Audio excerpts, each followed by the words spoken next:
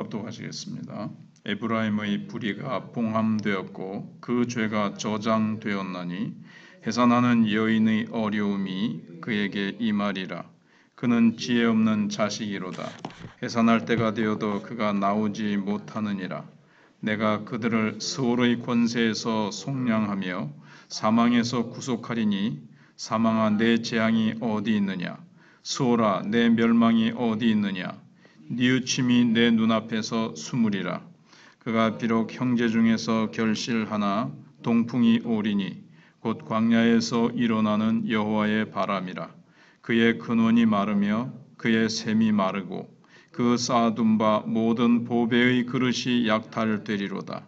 사마리아가 그들의 하나님을 배반하였으므로 형벌을 당하여 칼에 엎드러질 것이요 그 어린아이는 부서뜨려지며 아이벤 여인은 배가 갈라지리라. 하나님께서는 이스라엘의 죄를 어떤 상자나 봉투에 뭔가 꽉 차서 터지게 된 물건처럼 그렇게 표현을 하십니다. 에브라임의 불의가 봉함되었고 그 죄가 저장되었나니 이게 이제 점점 불어나가지고 감출 수가 없는 단계까지 왔다는 겁니다. 지금까지는 그들이 자신들의 죄를 감추어댔기 때문에 딱 봉함되었고 그 다음에 딱 저장을 해놨습니다. 표시가 안 났습니다. 그러나 시간이 자꾸 지나니까 더 이상 감출 수가 없습니다. 마치 어떤 여인이 몸에 아기를 가졌는데 시간이 갈수록 처음에는 이제 표시가 안 나죠. 근데 시간이 갈수록 배가 불러오는 것과 같습니다. 사람은 언제까지나 죄를 숨길 수가 없습니다. 언제까지나 자기의 원망, 불평, 불만을 감출 수가 없습니다. 오랫동안 자기 속에 있던 이 욕심, 이런 것들이 반드시 빵 하고 이제 터질 때가 있다는 거죠. 그래서 13절에 해산하는 여인의 어려움이 그에게 임하리라. 그는 지혜 없는 자식이로다. 해산할 때가 되어도 그가 나오지 못하느니라. 자식을 낳는 것은 나쁜 게 아니죠. 오히려 이것은 생명을 얻을 수도 있는 그런 기회입니다. 그러나 이스라엘은 어리석게도 만삭이 되어서 아이가 나오려고 하는데도 이제 이게 이제 생명의 악이면 좋겠는데 이게 이제 죄라는 거예요. 죄를 잉태해서 죄가 자라고 계속 늘어나서 이제는 아기를 낳을 수밖에 없는 것처럼 된 것처럼 그렇게 된 겁니다. 근데 문제는 나오지 않으려고 하는도다 하는 것은 그것을 이제 인정하지 않으려고 한다는 겁니다. 아기를 낳아야 되겠는데 머뭇거리고 있는 겁니다. 진통이 오고 산문이 열려지면 어떻게 해야 됩니까? 빨리 병원으로 달려가야 됩니다. 옛날 같으면 사람을 보내서 산파를 불러와야 될 겁니다. 그런데 이 미련한 여자는 부끄러운 것만 생각해서 절대로 아기를 가진 것이 아니라고 얘기를 합니다. 절대로 나는 죄가 없다는 거죠. 이스라엘은. 죄가 자라서 나와야 되는데 이제 낳아야 되는 시점에 이르는데도 나는 아기를 안 가졌다 그러고 그렇게 죄를 딱 잡아떼는 겁니다. 그래서 미련한 그리스도인의 문제가 뭐냐 하면 사람이 죄를 지었고 갈등이 있으면 빨리 그 사실을 인정해야 되는데 그것을 인정하지 않는다는 겁니다. 지금 때가 다 되어서 아기가 나오려고 하는데 한사코 아니라고 지금 잡아떼는 거예요. 그래서 나중에 문제가 터졌을 때는 수습이 불가능할 정도로 골마 터진 경우가 있다는 겁니다. 계속 아기를 안 낳으려고 그러면 산모와 아기 둘 다 죽을 수가 있잖아요. 그것처럼 우리 어떤 그리스도인이 자신의 신앙에 이상이 생겼습니다. 수술을 받아야 됩니다. 그런데 한사코 수술을 안 받겠다 하는 것처럼 하나님 앞에 나와서 죄를 인정하고 고백하고 회개하고 그러면 이제 이게 수술 받듯이 하나님 앞에서 이 죄가 다 씻음 받고 해결이 되어지고 건강하게 되어질 회복을 할 수가 있는데 하나님 앞에 나오지 않고 곪고 안에 죄가 가득 차고 곪아가지고 자신을 완전히 망가뜨리게 되었는데도 자신은 마치 내 속에는 아무것도 없다 하는 것처럼 수술받지 않겠다 라고 하나님 앞에 버티고 있는 모습이 지금 이스라엘의 모습이라는 겁니다. 하나님께서 분노함으로 그 앞에서 이제 왕을 달라고 할 때 왕을 주셨습니다. 재판관을 달라고 할 때 재판관을 주셨습니다. 근데 이거는 좋아서 기뻐서 주신 것이 아니기 때문에 이거는 이제 심판이라고 말씀을 어제 드렸죠. 그래서 죄를 짓고 있고 하나님과의 신실한 관계가 되어 있지 않는데 일이 잘 풀린다. 이거는 하나님이 진노하심으로 사실은 심판하시는 거예요. 하나님이 그냥 집어 던지시려고 했다. 니 그거는 이거 한번 가져봐라 하시는 것처럼 그렇게 된 겁니다. 그래서 나중에 문제가 발견됐을 때는 이미 이제 때가 늦는 겁니다. 아기를 가졌는데 가지지 않았다고 지금 만삭이 돼서 이제 막 나오려고 하는데 안 가졌다고 하는 것처럼 그럼 나중에 이제 계속 안 가졌다고 부인하다가 산기를 놓쳐버리면 둘 다 위험하게 된 것처럼 앞에서 말씀드린 것처럼 지금이라도 죄를 인정하고 하나님 앞에서 영적인 수술을 받으면 치료될 수 있는데 자존심 때문에 이 사람은 아무런 죄가 없는 것처럼 교만하게 계속 감추고 부인하고 인정하지 않다가 결국 완전히 패망하는 그런 모습이 이스라엘의 모습이라는 겁니다. 그런데 그 분위기가 전환되죠. 14절에 내가 그들을 수월의 권세에서 속량하며 사망에서 구속하리니 사망한 내 재앙이 어디 있느냐 수월한 내 멸망이 어디 있느냐 뉘우침이 내 눈앞에서 숨으리라. 이건 이제 사도 바울이 고린도전서 15장에서 사망한 너에 쏘는 것이 어디 있느냐 라고 이 말씀을 거의 이렇게 인용을 하죠. 이건 무슨 말씀인가 하면 만약 이스라엘 백성이 하나님 앞에 내가 만삭한 여인처럼 내가 이 죄가 터질 것 같이 그렇게 내가 됐습니다라고 인정하고 회개하기만 하면 다시 살 수 있다고 약속하시는 겁니다. 그래서 하나님께서 그들을 음부의 권세에서도 너희들의 죄가 지금까지 너무나도 많이 봉함되고 쌓여있고 저장되고 터질 대로 돼서 그렇게 되었다 할지라도 그 죄를 내 앞에 나와서 다 쏟아놓고 다 인정하고 다 회개하기만 하면 내가 그 죄가 아무리 크다 할지라도 그 죄가 아무리 진홍같이 붉다 할지라도 내가 희귀할 수 없겠느냐? 내가 그 죄를 속량할 수 없겠느냐? 내가 그 어떠한 죄라도 그 죄가 우주를 덮을 만큼 많다 할지라도 나는 그것을 다 속량하고 거기서 내가 구원해낼 수 있다. 하나님 그 말씀인 겁니다. 내가 건져낼 수 있다.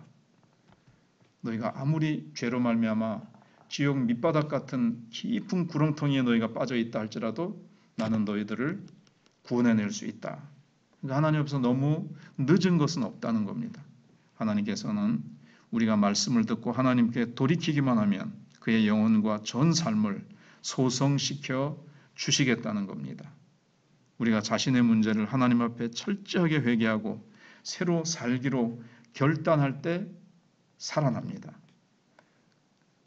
사망아 내 재앙이 어디 있느냐 음부야 내 멸망이 어디 있느냐 고린도서 15장 56절 57절에 인용한 말씀이고 거기 사망아 너의 이기는 것이 어디 있느냐 사망아 너의 쏘는 것이 어디 있느냐 사망에 쏘는 것은 죄요 죄의 권능은 율법이라. 하나님 앞에 진심으로 회개하고 나오는 자에게는 사망의 권세가 깨뜨려지고 율법의 권능이 깨뜨려진다는 거예요. 율법을 어겨서 만신창이가 되었다 할지라도 하나님 앞에 회개하면 그 만신창이를 만든 율법의 권능, 죄의 독소 이런 걸 하나님이 다 치유하시고 회개하면 성령의 기름 부으심이 그 모든 것들을 다 치료하고 하나님이 깨끗하게 수술해 주신다는 것입니다. 그러니까 부활의 능력이죠. 죄로 말미암아 죽었는데 만신창이가 되었는데 하나님께서 다시 부활의 능력을 그에게 부어주시겠다는 것입니다. 그리고 사망에 쏘는 것으로부터 지켜주시겠다는 겁니다. 그리고 그의 삶에는 힘이 있게 됩니다. 약동하는 능력이 있게 됩니다. 그래서 결국 어떻게 되는가 하면 뉘우침이 내 눈앞에서 숨으리라. 마음속에 이 죄로 말미암은 어떤 이 뉘우침과 후회, 한탄 이런 것들을 할 필요가 없이 그런 것까지도 하나님이 싹 거두어 가셔서 회개하고 나면 하나님의 성령의 기름 부으심과 임재가 놀랍게 막 부어주시는데 마음의 기쁨과 은혜와 생수가 터지듯이 이제 그렇게 되는 거죠. 죄로 말미암아 막 고민하고 죄에 눌려서 막 탄식하는 것이 아니라 그런 것들이 회개하면 다 사라지고 하나님 앞에서 후회도 낙심도 한탄도 다 사라지겠다는 겁니다. 그래서 하나님의 은사와 부르심에는 후회하심이 없느니라고 말씀하십니다. 이 말씀은 하나님의 은혜는 제한이 없다는 거죠. 누구든지 얼마나 큰 죄를 범했든지 또 언제든지 하나님 앞에 나오면 하나님의 구원의 선물은 제한이 없다라는 겁니다. 하나님 앞에 나가기만 하면 놀라운 부활의 능력을 하나님께서 부어주시겠다는 것입니다. 우린 이 세상에서 이스라엘 백성들처럼 가나안에 들어가면 이제 적응해서 살아야 되죠. 그러나 하나님과의 관계를 변질시켜 가면서 적응하려고 하면 안 됩니다. 세상을 사랑하고 이스라엘 백성들처럼 가나안을 사랑하고 가나안 사람들과 같아지려고 하는 것은 이 무덤을 파는 것과 같고 하나님의 백성이 이 세상에서 사는 원리는 하나님을 모르는 사람들과 근본적으로 다릅니다. 우리는 하나님 말씀 때문에 살고 말씀 때문에 지켜지는 겁니다. 말씀을 버리고 세상 방법으로 세상 방식으로 세상을 사랑하고 세상 사람들과 똑같아지면 하나님을 대적하는 것이 되는 겁니다. 앞에 나온 말씀처럼 하나님이 이스라엘 백성을 원수로 삼고 대적하시고 그렇게 되듯이 하나님은 송아지가 아니고 우상이 아닙니다. 하나님은 죄에 대해서 지적하시고 책망하시고 회개하라고 말씀하십니다. 그런데 그들은 하나님을 송아지처럼 만들어서 마음대로 살고도 주일날 한번 와가지고는 송아지에게 입 한번 맞추면 오케이 되는 것처럼 주일날 와서 예배 한번 드림으로 내 모든 것들이 다 되듯이 월요일부터 토요일까지는 마음껏 살고 주일날 예배 한번 드림으로 모든 하나님께서 만사 오케이라고 해주시는 것처럼 그렇게 하나님을 섬긴다면 이건 하나님께서 원하시는 삶이 아니죠. 세상과 적응하려고 하는데 너무 세상 깊숙이 들어가서 세상과 동화된 이스라엘의 모습을 하나님께서 호세아에 있어서 계속 책망하고 계십니다.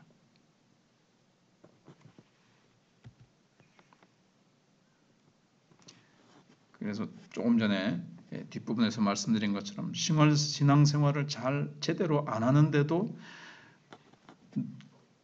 그 사람이 형통하면 큰일이라는 겁니다. 하나님께 왕을 달라고 기도했는데 왕을 주셨습니다. 형통하게 잘 되는구나. 응답받구나. 내 기도가 응답되고 잘 되고 있네. 내 신앙이 괜찮은 모양이다 했는데 그거는 응답받아도 그거는 하나님이 기뻐서 주시는 것이 아니고 내가 잘못된 길을 가고 잘못된 신앙생활을 하고 있는데도 세상에서는 잘 풀린다. 참 그거는 가슴 아픈 일이라는 겁니다. 그래서 우리는 항상 하나님 앞에서 늘 겸손하고 처음 예수 믿었을 때 두렵고 떨림으로 그리고 십자가의 사랑에 늘 감격하고 그렇게 했듯이 늘 나는 가난한 자처럼 하나님이 많은 환경의 축복을 주셨다 할지라도 정말 먹을 것이 없고 춥고 가난했던 때를 생각하면서 늘 이제 이렇게 그런 때의 신앙의 자세, 그럴 때의 이 하나님을 향한 이 마음의 중심, 하나님을 향한 갈구함, 하나님만 붙들었던 그것을 늘 잊지 않도록 해야 될 것입니다. 그래서 15절 말씀에 그가 비록 형제 중에서 결실하나 동풍이 오리니 곧 광야에서 일어나는 여호와의 바람이라. 그의 근원이 마르며 그의 샘이 마르고 그 쌓아둔 바 모든 보배의 그릇이 약탈되리로다. 잘 되는 것 같았습니다. 신앙생활을 제대로 안 했는데도 환경적으로 많은 것들이 좋아지고 쌓아진 것 같아도 동풍이 불어오고 동남풍이 불고 서북풍이 불어서 다 날려버리겠다는 것입니다. 그리고 마지막 16절에 사마리아가 그들의 하나님을 배반하였으므로, 사마리아가 이제 북이스라엘의 수도니까 북이스라엘을 얘기하는 겁니다. 형벌을 당하여 칼에 엎드러질 것이요, 전쟁이 외적이 쳐들어온다는 거죠. 어린아이는 부서뜨려지며 아이벤 여인은 배가 갈라지리라.